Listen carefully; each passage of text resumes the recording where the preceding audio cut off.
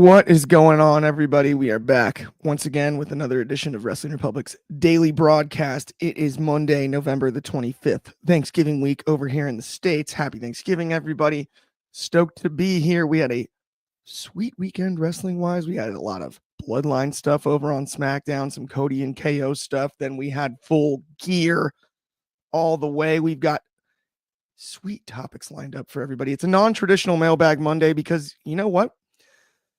We forgot to set up the mailbox. So the deliveries are still with the Postmaster General, my friends. We apologize for that. We'll be back with your regularly scheduled program next week when it comes to Mailbag Monday. But that's neither here nor there. We have a sweet list of topics. We came up with them on our own this time. Just a little different than normal, but bear with us. It's going to be fun. I can't tell you the last time I didn't do a show with this guy, first and foremost, though. I got to introduce my co-hosts here. I'm going to send it all the way across the pond to the host of the Soul Sessions himself. Soul, this is like a day. I guess this is why they call it the daily.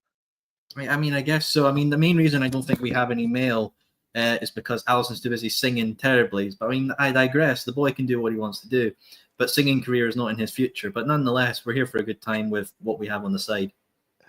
Absolutely, no question about it. So, also, mind you, it is Ben Allison's birthday, so we're going to give him a break on this one. Happy birthday, Ben. I meant to say that. We do have to. Technically, it's his birthday. Everybody gets a break on their birthday. That is completely fair. DC Warlord's already in the comments with, imagine we hear the fire burn. This fire burns at War Games. You might. Just might. You never know. But before we get to stuff like that, we've got a return. It's Thanksgiving week, so he doesn't have his collegiate obligations. Good friend of mine, Syracuse legend, Josh Markowitz. What's going on? What's up, Clark? Legend's a strong word. I wouldn't say that yet.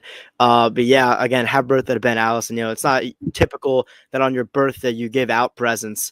Ben Allison, gave the world a present, obviously, with that song. It was one of the best songs I've ever heard. Not as good as the Big Justice remix. We'll talk about that later in my segment, actually, for Costco guys. But anyways, it's great to be back always. Didn't he lie about that, Josh? Come on, it was a war crime. We'll talk about it after the broadcast, though. It's great to be back. I'm finally home, and not literally this home. Wrestling Republic is home, of course, daily broadcast. Great to be here. We got a good lineup of stuff. Let's get into it. Let's get after it. I'm with you. DC Warlord in the comments already with a happy birthday, Ben. No doubt about it. It's not every day somebody's born, or maybe it is, but either way, we celebrate them when it happens. Let's talk about CM Punk, though. And anniversary is kind of like a birthday here. It's been a year since Mr. Punk returned to WWE. The hell froze over. Finally happened. We didn't see it coming till we saw it coming, interestingly enough. 7 years plus in the making. We saw what happened at AEW. We saw what happened since his return. We're going to see some big-time matchups in his future, starting with, of course, War Games on the 30th. But Soul, I know this one burns you deep in some ways. This one's a bit frustrating, given your history with one Phillip Brooks. So I'm going to go to you first and just let you air your grievances.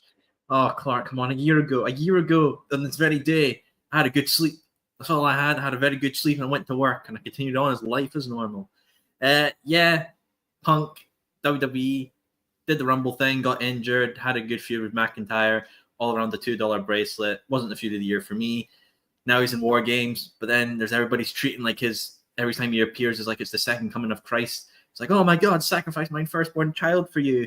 And then they release a $600 belt that's sold out, which just shows that people will buy anything in this day and age. But nonetheless, it's been fine. It's been cool. Punk's in WWE. Happy days for all. On you go, Josh. Absolutely. Honestly, I hear you. I will say this about Punk. I'm from Chicago, was a huge fan of him early in his career and through when he left, through the UFC run, all the way through AEW, and now still, he's a fascinating figure. But is he just trying to do a return for every year he could have done one? And the whole time we were missing him? That crossed my mind. Is that the goal here? Go away, return again. Go away, return again. Now he just there's a lot of returns when it comes to CM Punk, and iconic ones in a short stretch, oddly. Josh, obviously, I'm going to get your thoughts on this one. It's been a year since Punk returned. got this pairing with the Bloodline. We're gonna see him at Survivor Series. He seems to have sort of commandeered Survivor Series as his own. Is this going to be for the length of Punk's career, the Punk pay-per-view Survivor Series, or what are your thoughts on that? And how are your feelings going into War Games? Yeah, I mean, he commandeers everything as his own. He's just the man, Phil Brooks, CM Punk.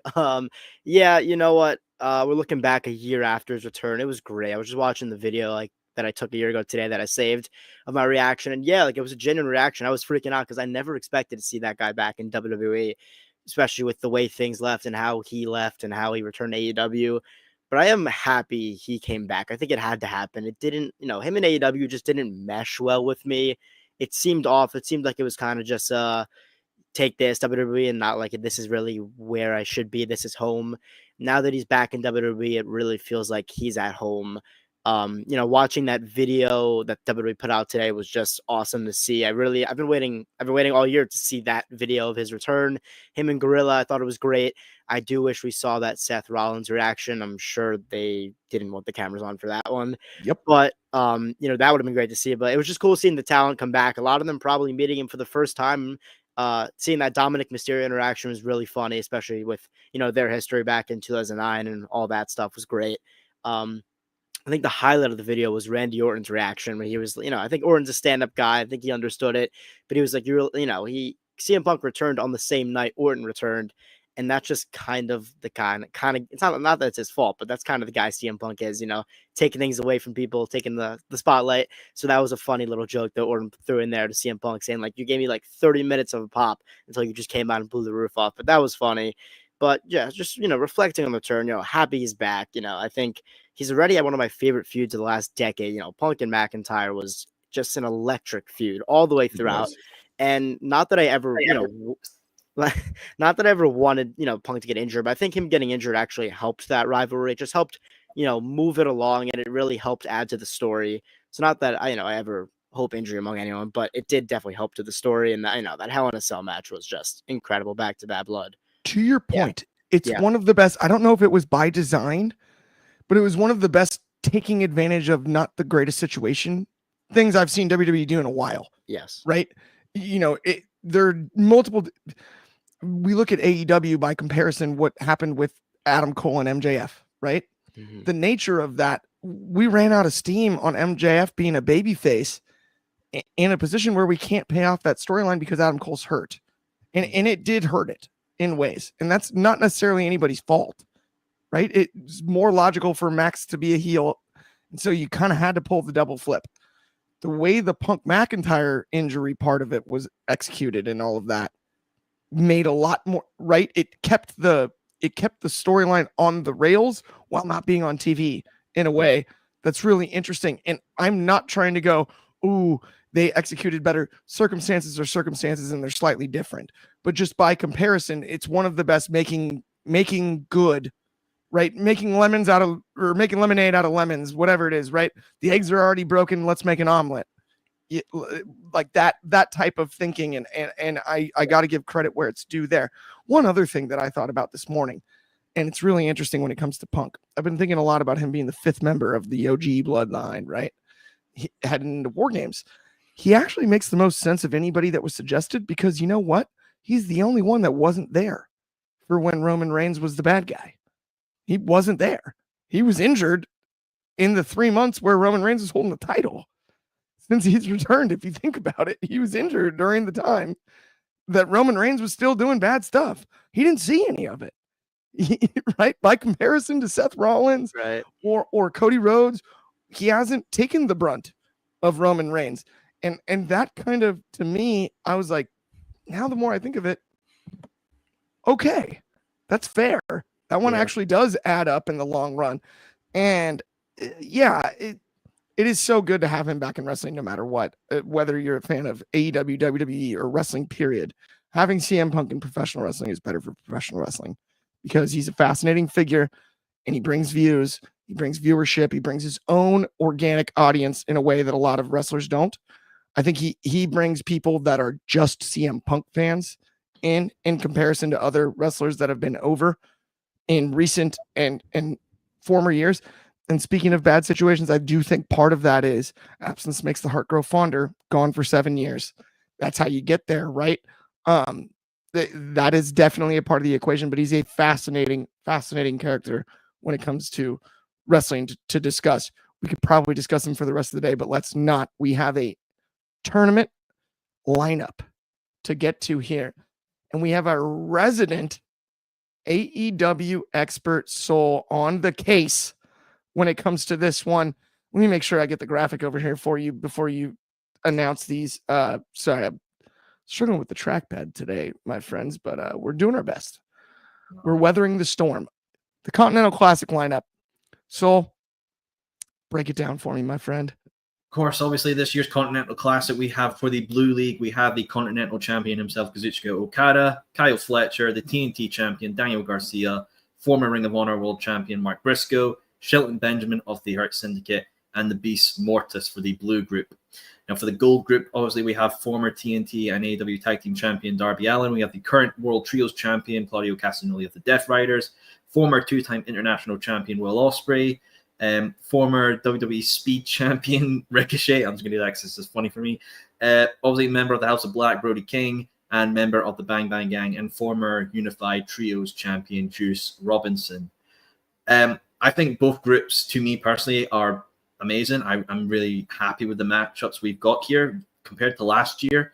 Obviously, we had people like Bryan, Lethal, and Andrade in it, but I actually like this version of the Continental Classic more than last year's. I think the matchups here are going to be a stellar. I mean, think about this. We're going to get like matchups like Beast Mortis and Okada. We're going to get Shelton Benjamin and Fletcher, Shelton Benjamin and Mark Briscoe. Gold League, like, where'd you begin? You're going to get your singles rematch of Ospreay and Ricochet, 20-minute time limit with no interference. You're going to get Brody King versus Darby Allin, rematch of Claudio and Darby Allin, Darby Allin and Ospreay. Darby Allin and Ospreay is going to, it's going to absolutely slap. But my prediction for the winners of this whole Continental Classic, obviously the finals being at World's End in Orlando, Florida, truly, personally, I think the finals are going to be Will Ospreay versus Kyle Fletcher too for the Continental Championship, which Kyle Fletcher will win and become the Continental Champion. Obviously means Okada will get knocked out maybe in the semifinals. Maybe the semifinals of the Blue Group will be Fletcher versus Okada. Were the trio? I think obviously it depends on the point system. Maybe you could do a freeway of Okada, Fletcher, and Shelton to make Shelton still look good. Gold League finals, I think the final will probably be Will Ospreay and maybe Darby Allin, or maybe Ricochet. Like, you've got so many options. Like, I think there are so many fascinating matchups within the Continental Classic that's going to come up this year. It does make me wonder, obviously, like, how will the championship falter in that? If Okada takes a loss, does the championship go then to somebody? Or if Okada's knocked out and not able to get enough points, is it immediately then just stripped and it's vacant until the finals at World's End? So hopefully they'll explain that, obviously, in Dynamite. I wonder what the first matchups will be, but nonetheless, I'm very excited for this year's Continental Classic. I am too, Soul, and I'm really glad that you broke down those lists the way you did too, because I'm excited about both sides of the equation.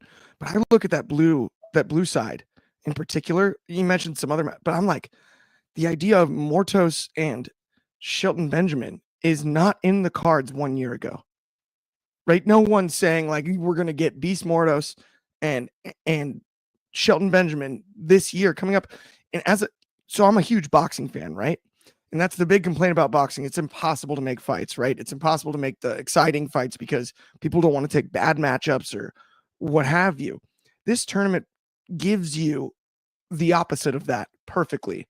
You're going to get to see different styles. And I mean, I was looking at it on the gold side even. Brody King Ricochet? Stop it. That's going to be interesting. I think it's going to be absolutely fun. I'm truly just excited for these kind of matchups. And maybe we could get some matchups outside of these for champions, because there's a few champions in this. Obviously, Continental Champion with Okada, that will be dealt with in the Classic itself. But Daniel Garcia with his TNT Champion just won it. He's wanting to prove himself. Last year he didn't do too well in the Classic. Now he's in it again. I would love to see maybe out of this that we can maybe get Shelton Benjamin versus Garcia at World's End. Maybe a match outside of the Classic built up within it with their rivalry or something like that. But no, I think it's going to be truly a stellar Classic. And what AEW does best is the wrestling aspect of it. And that's what the Continental Classic truly is. It's just matchups that you didn't think you needed, but you're going to want. after you see the graphics. Okay, I totally agree. Do you have an early pick coming out of each bracket? No, Fletcher and Ospreay. Fletcher for the blue group, Ospreay for the gold group. They're with how Fletcher came out at Full Gear, which saying I don't want to die a man, I want to I want to live as a king or something like that. But like being a king, the Continental Championship has a crown on it, so I think that's what he's going to play up. Nonetheless, obviously with Grand Slam Australia coming up as well, I think Fletcher's going to be in a high position on the card. Maybe with the Don Callis family having international, maybe the Continental with Fletcher, and obviously Brian Cage with the Ring of Honor Television Championship. Maybe there could be some infighting within the family to become, Don's favorite son or something like that. So they have options here, and I think Fletcher as the Continental Champion would be a good call because it leaves Okada to do other things and maybe even be a babyface, the Rainmaker of old, because the Elite aren't there. We don't know what's happening with Jack Perry. Right. You maybe just let Okada go off and doing his own thing. That makes perfect sense. I would have no issue with that. I like the call on Fletcher Ospreay, especially Fletcher going over. Josh, really quickly, do you have a particular pick just off the top of your head? If not, no worries.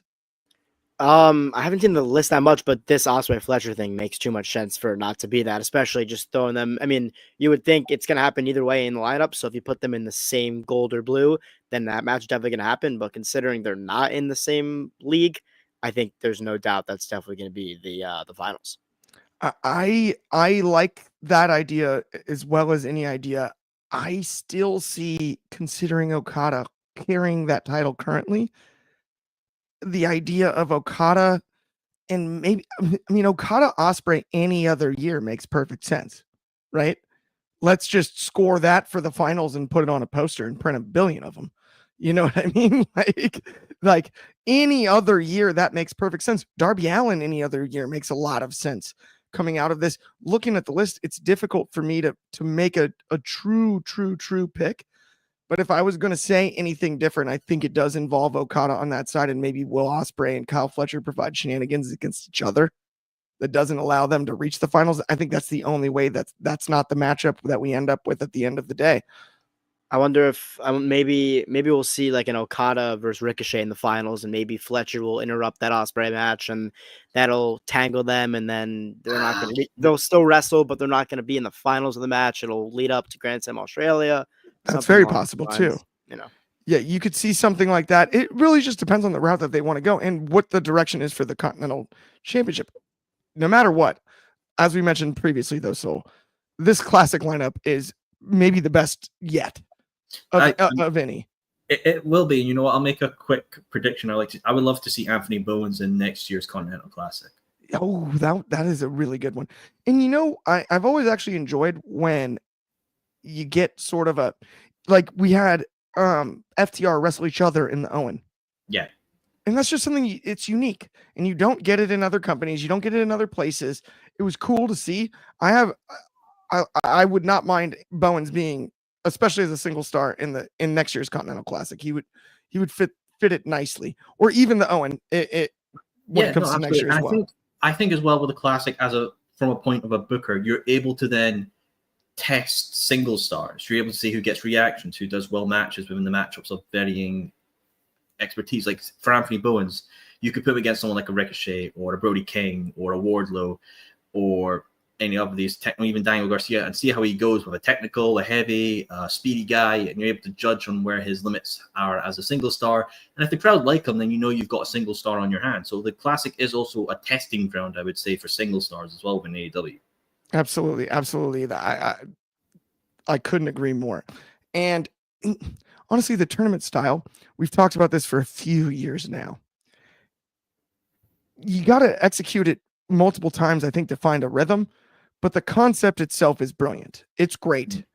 It brings a lot of stars that we see weekly or don't see weekly or see sometimes in situations where they're wrestling high quality matches in a tournament setting, and I truly enjoy it. I think it's one of the best things AEW does. It's really cool. It bridges the gap between sort of the Japanese style too, with New Japan and the tournament style you see over there, and then the more westernized, the modern wrestling you're going to see in AEW and WWE. It bridges that in a very cool way. And so far, it's really worked out on paper right now. I think this will be no less than that. But speaking of no less, let me talk to you really quick about our friends over at Progress Wrestling. If you have not checked out the Man Progress Plus, what in the world are you doing? We know you're all wrestling fans if you're here watching. This is one of the best tape libraries on the entire internet. You're going to get stars that you grew up watching. You're going to get current stars. You're going to get all kinds of high quality professional wrestling and entertainment. Not only that, we're going to give you a discount. So use code WatchProgress1 to get 50% off your first month on Demand Progress Plus. That's the home of Progress Defy and many more promotions. One more time on that code. That's WatchProgress1. 50% off. That's half if you're into fractions and not decimals. It's a heck of a deal. It's worth it. We assure you. But let's keep it rolling here on today's show. And let's head out to an American staple, Costco. One of the biggest parking lots you'll ever find, generally at Costco's. The Costco guys with the double chocolate chunk cookies have been on fire. They're bringing the boom. They're bringing the boom. We even saw a victory on 0 Hour this weekend at Full Gear. The Rizzler, everything's on fire. The pop was huge.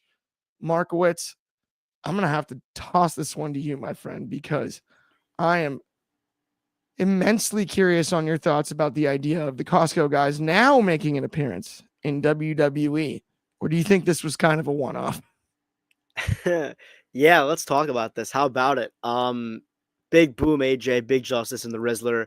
Global phenomenons. Why? I'm not sure. They review Costco food, mainly the chicken bake and mainly the double chunk chocolate cookie, and they rate it on the boom meter out of 5 booms. Makes a ton of sense to me. Are they going to be in WWE? Probably not. You know, I don't mean this in a negative connotation, but AEW just seems like it fits. I don't think Triple H would like pull the trigger on these guys to come out. AEW, I think also a big part of it is obviously they bring a massive fandom, especially of younger kids and a younger demographic.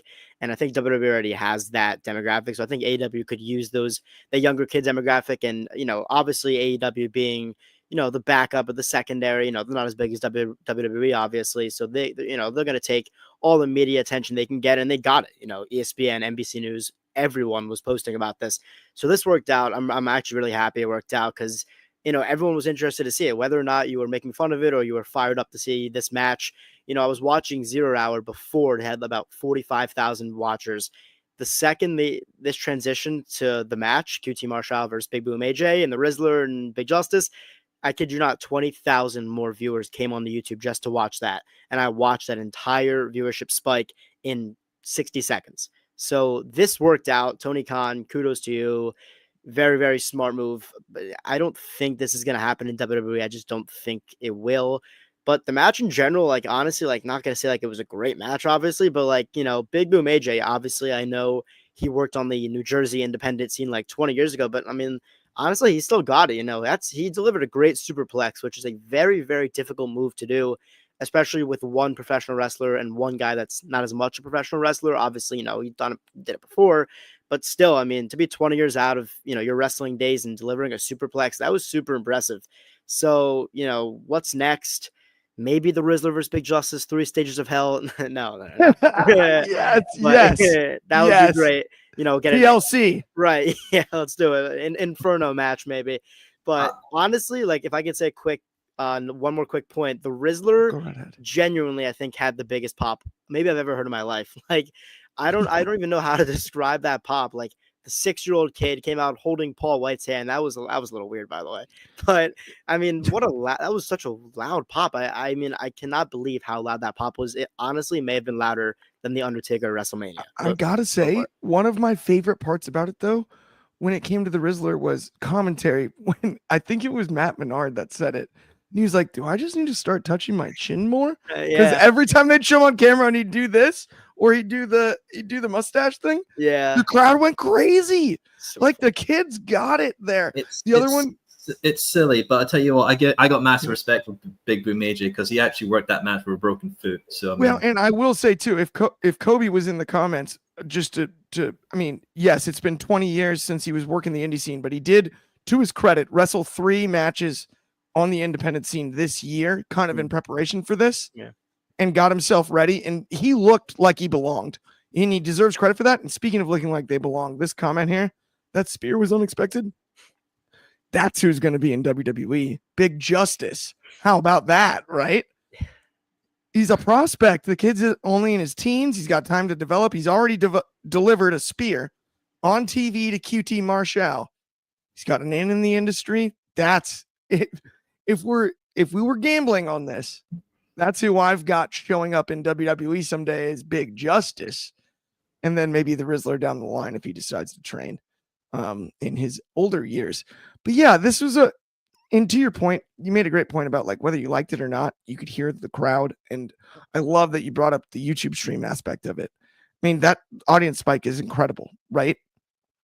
At the end of the day, too, it's a dude and his son having fun.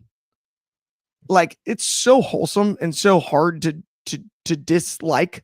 Like, you kind of have to be, and I'm not trying to like put this on anybody and say like, oh, you kind of have to be a bit of like a skeptic to be upset. Like, at the end of the day, we do all watch pro wrestling and love it.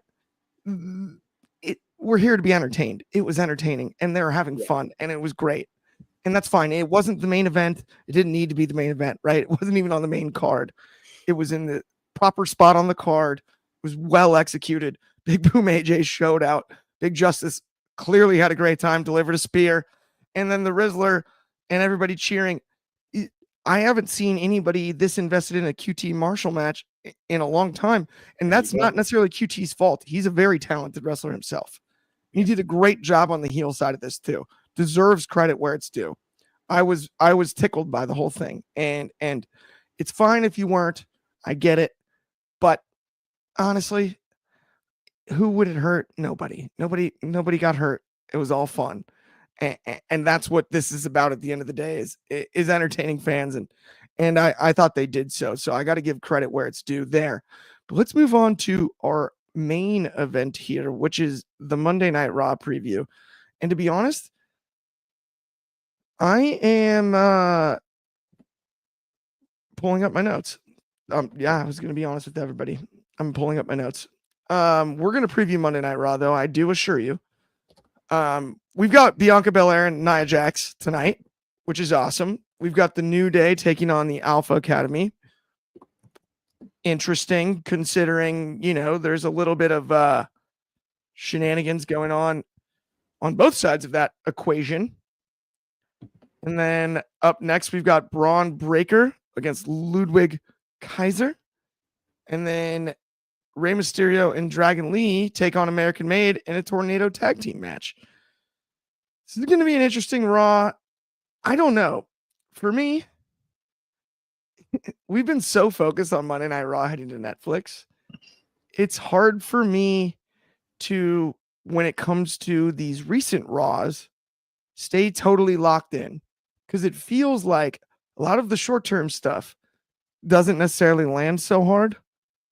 A lot of the long-term stuff that you can project out past Survivor Series and to the Netflix debut is what it's really about. So we're watching, whether it be 2 or 3 hours, doesn't matter. We're watching a lot of content and only certain minutes matter.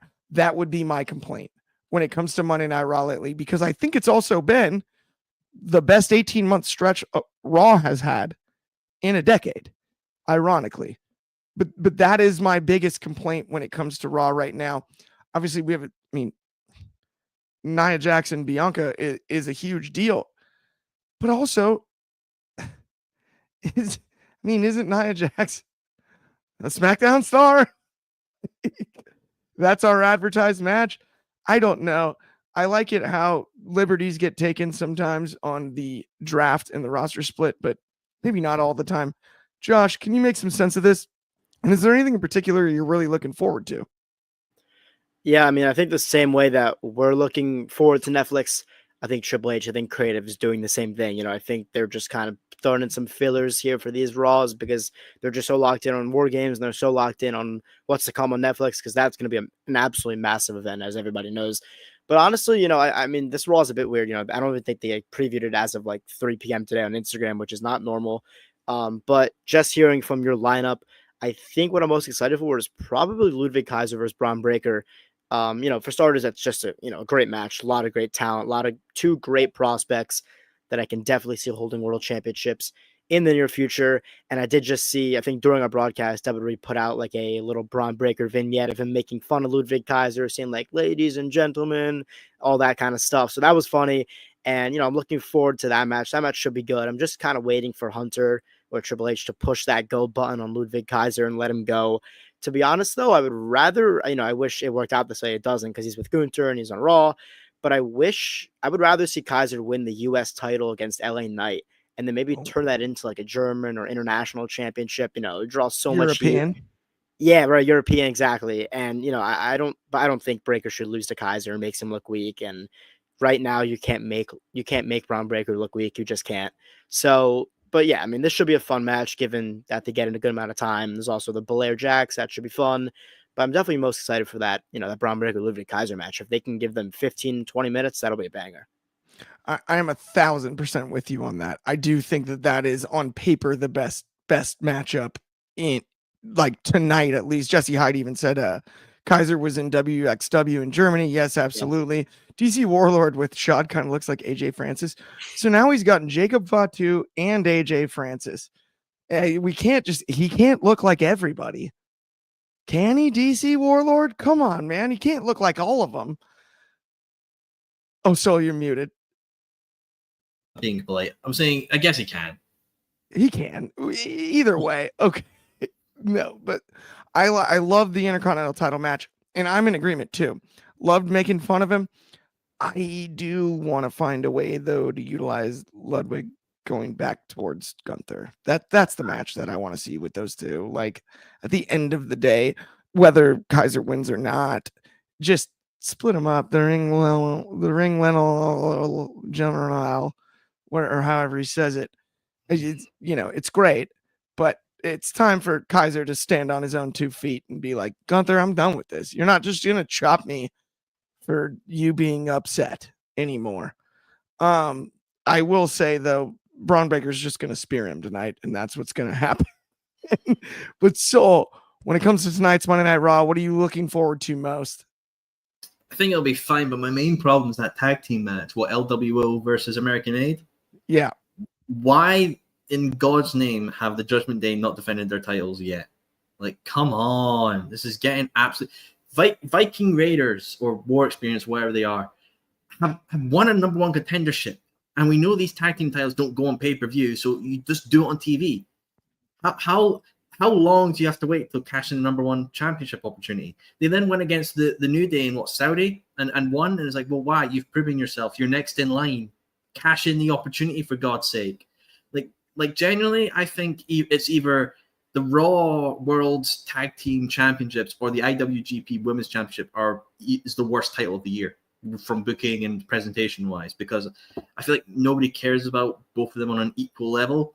And it's kind of surprising that how the women's tag belts that were laughed at for years are now in a good position, while you have 2 men's championships that have been fluctuating now. Yeah, they're on the Motor City Machine Guns, but it's not like they've been really presented much, which is a shame because it's the Motor City Machine Guns. But I digress on that part. But I think Raw's Tag Team Championship and whole division is pointless. I would just send them all to SmackDown, because having a tag team division on Raw just really isn't necessary, I think, because it just feels so worthless and pointless. It just feels like Raw has a tag team division and championship because SmackDown has one.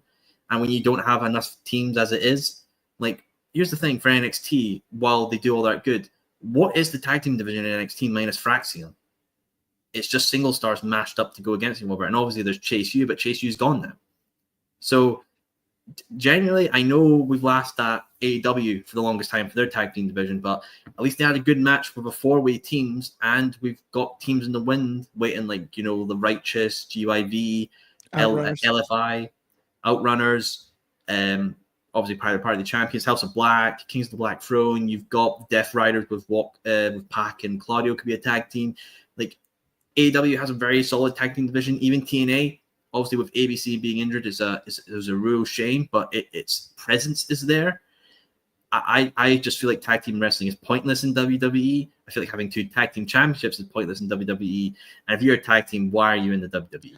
You are preaching to the choir right now when it comes to that, Soul. Like, I don't know if I've agreed with you more in a long time. I mean, DC X Warlord added Judgment Day has had only 1 championship defense this year, which is the fact is that since the current reign. I apologize. They were over in Ireland for OTT's anniversary show. What could WWE not thrown a bone, at least bump the numbers and let them have a tag title defense on that show? Here's my problem. Is like, so you brought up like AEW. I've been critical of tag team wrestling across the board, no matter which company it's been, whether it's WWE or AEW, no doubt. And like you mentioned, the women's tag, the way the flip has been pulled, and it's suddenly the most important 2 tag belts right this second in WWE in my eyes, is fascinating to me. How, because it's not a lack of depth roster wise. You named plenty of teams on AEW. We can do the same for WWE. We can do the same for both companies. And this is what bothers me. I'm a gigantic fan of tag team wrestling. Like, it, to me, the brilliance of tag team wrestling is it brings in extra psychology that you don't have in a singles match. So it changes the pace on any card, right? You have extra room for heel work. You have extra room for babyface work. You have the hot tag. You have all of these other choices. Not only that, if you get in a tornado tag or a TLC scenario, we know what that can provide as far as entertainment's concerned. This is a creative issue. How you can't book a steady tag team division with healthy competitors and the champions defending their belts against legitimate competitors doesn't make sense to me. It's not that hard. It is not a roster size issue. It's not a lack of tag teams. It's nothing else. And I mean, if you look at, you've got what American Made and the Alpha Academy, isn't that like half the same thing? We never saw that story. The problem is as well is that WWE are adding in another championship as well with the Women's United States Championship. They're going to spread themselves way too thin. We've seen what obviously Tony Khan's suffered, obviously, with AEW with how many championships. And people are going to go, well, it's WWE, it's bigger roster, so it's fine. I mean, it's not necessarily fine when you have a belt that's not been on pay-per-view since WrestleMania. If we go a year without tag titles on pay-per-views, then it shows that what they're not necessarily cared for. They're just basically matches to put on TV to fluff up the interest of the card for people. And then you've got the speed championships. Then you've got all this other factors coming in. You are going to end up diluting the sense of being a champion when, as we said with AEW, if everyone has a belt, doesn't mean anything. Right. If everyone's a champion, then no one is. And to further your point, if you just went straight on paper and look at the WWE roster, what are the 3 most big time tag teams, right? Well, the Usos, who they already broke up, the New Day, who they're teasing breaking up, and the Street Profits, who people online are talking about maybe breaking up. Like, if your 3 strongest teams on paper are all being either teased to break up or already broken up and then gotten back together and not really gotten back together, that's going to hurt the division. It just is. The thing is, that's right there, Clark. And I know people are probably going to jump at you and say, well, why not? Why is Motor City Machine Gun in that? Motor City Machine Gun aren't established within the WWE universe. Yeah. To the WWE's universe, they're just indie tag teams that are a bit old.